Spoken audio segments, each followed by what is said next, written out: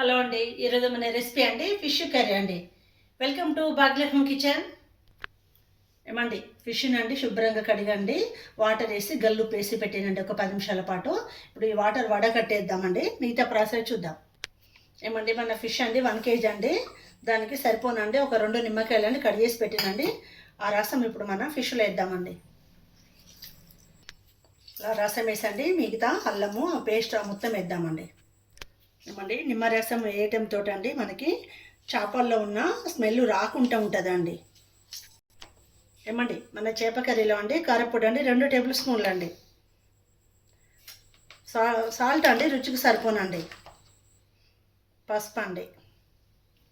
తర్వాత ఏమండి, అల్లం వెల్లుల్లి పేస్ట్ అండి 2 టేబుల్ స్పూన్లు అండి, కొంచెం ఎక్కువ ఉండాలండి. ఆయిల్ అండి. ఏమండి, ఈ మిశ్రమాన్ని మొత్తం అండి మన పీసులకు పట్టించి ఒక 10 నిమిషాల పాటు పక్కకు పెట్టేసుకుందామండి. మిగతా ప్రాసెస్ చూద్దాం. ఏమండి, మెంతి అండి, మెంతి ఆకు, కొత్తిమీర ఆకు, పచ్చిమిర్చిలు ఒక 2 అండి, ఉల్లిగడ్డ అండి మొత్తం ఫ్రై చేసిందండి. మనం ఇప్పుడు మిక్సీ పట్టుకుందామండి. ఏమండి, మిక్సీ పట్టేసినండి, మిగతా ప్రాసెస్ చూద్దామండి. మనము చింతపండు అండి 50 గ్రాములు అండి నానబెట్టి పెట్టినండి ఒక 10 నిమిషాల ముందు. ఆనియన్ అండి 2 కట్ చేసి పెట్టినండి సన్నమండి. ఆయిల్ వేడెక్కిందండి. 2 ఇంచుల దాచిన చెక్క అండి, లవంగాలు, ఇలాచీ వేస్తున్నాను. ఏమండి, ఆయిల్లో ఆనియన్ కూడా వేస్తున్నాండి. ఏమండి, ఒక 3 రెమ్మలు కరివేపాకు అండి, 1 టేబుల్ స్పూన్ అండి అల్లం అండి, అల్లం వెల్లుల్లి పేస్టు, మెంతి పిండి అండి. చేపల్లో మెంతి పిండి ఖచ్చితంగా వేయాలండి. ఏమండి, పసుపు అండి. మొత్తం ఫ్రై చేద్దామండి. ఇప్పుడు ఏమండి, ఇంతకుముందు మనం మిక్సీ పెట్టినాం కదా అండి, కొత్తిమీర మొత్తం వేసినామని మనం మిక్సీ పెట్టుకుందామండి, ఫ్రై చేసుకుందామండి.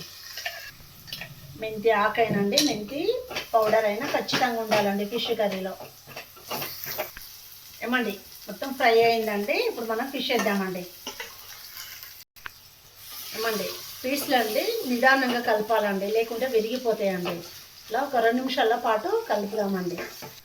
ఏమండి, 2 నిమిషాలు అయిందండి. మన ఫిష్ చింతపండు అండి వడగట్టినండి లావాలలో. చూడండి, రసము మన ఫిష్లో పోద్దామండి. కర్రీలో గ్రేవీ బాగా వస్తుందండి.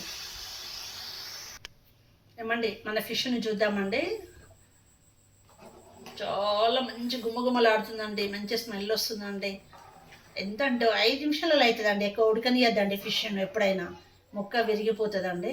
గ్రేవీ బాగా వస్తుందండి. మనం మిక్సీ పట్టేసినాం కదా అండి, దాంతో మెంతి, కొత్తిమీర, ఆనియన్, పచ్చిమిర్చి అవితో గ్రేవీ చిక్కగా వస్తుందండి.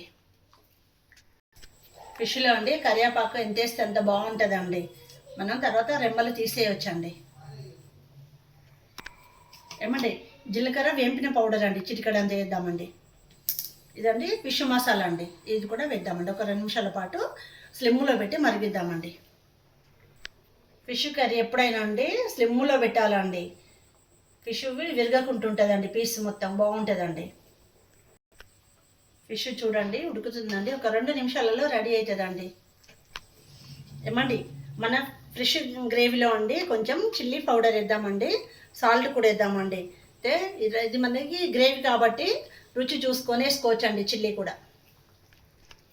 ఏమండి, ఫిష్ కర్రీలో అండి కోకోనట్ పౌడరు ఇష్టం ఉంటే వేసుకోవచ్చు, లేకుంటే లేదండి. వేస్తే మాత్రం చిక్కదనం వస్తుందండి, నేను మాత్రం వేస్తలేనండి.